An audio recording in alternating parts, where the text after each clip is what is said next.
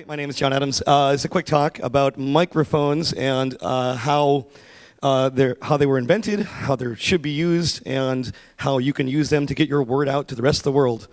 God, this first slide is so long. Okay, so in the 1800s, this guy called Whitstone invents this thing called the all-mechanical vibration stethoscope.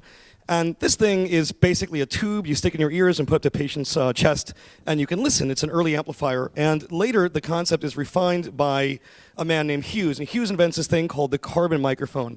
So basically, it's some carbon placed in between two small pieces of plastic. Probably back then, it was something like Bakelite. And this allows them to make sound, but it's not very good sound. And what it does, though, is it allows us to electronically get audio into the system, and it opens the way for talking movies in the 1920s. So these microphones are big and they're large, they're bulky, and they sit on desks, and they have what's called a pickup pattern, and it looks something like this. And this is an omnidirectional pickup pattern, which means it picks up sound from anywhere in the room.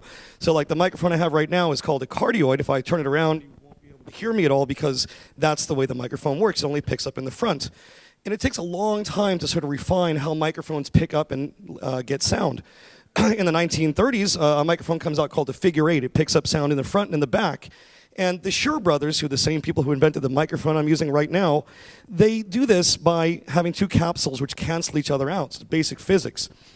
Later, the design is refined in 1933 to make a microphone that only picks up in the front. And that microphone goes on for many, many years to become an industry standard.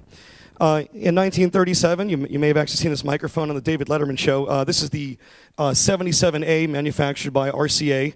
The microphone is further refined, and this is basically a ribbon design that uses a moving piece of plastic to pick up sound. In the 1940s, the Shure brothers have a further refinement of this, and they invent this wonderful cardioid microphone. You can still see these microphones in use today if you go and look like to some of the swing shows in town, or you go look at some of the older music venues. And in the 1960s, the space race gives us this wonderful thing called an electric microphone. This microphone is smaller than the size of a dime, and about 1 billion of these microphones have been manufactured, and they're in use today. So these microphones are everywhere. And later on, in 1966, we get the Shure SM58.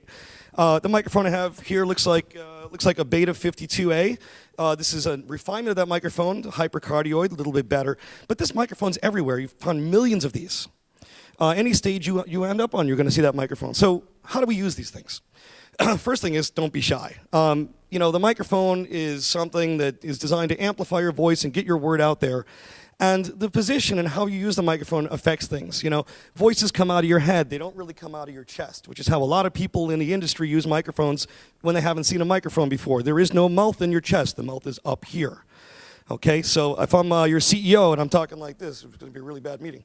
Okay, so the other thing that makes a major impact is the distance of the microphone to your mouth. And as I move the microphone further and further away, you'll hear the bass drop off. If I was a rapper, I might bring that microphone in really close to get the proximity effect.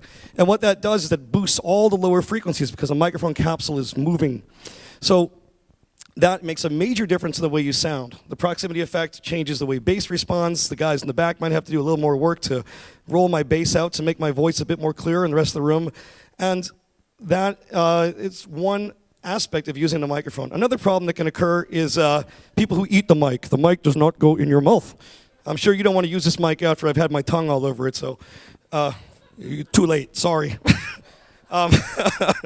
So another thing that affects is gain. If you scream into this microphone, you will push the diaphragm so far down in the bottom of the mic will clip. And when the mic clips, you get distortion. Distortion sounds bad, and you don't sound good at all.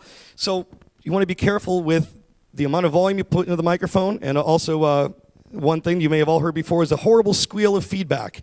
So feedback is when sound comes out of the speaker, goes in the microphone, comes out of the speaker, goes back in the microphone over and over and over and over again, and eventually we produce a sine wave, which has a horrible tone and makes everyone deaf in the entire room.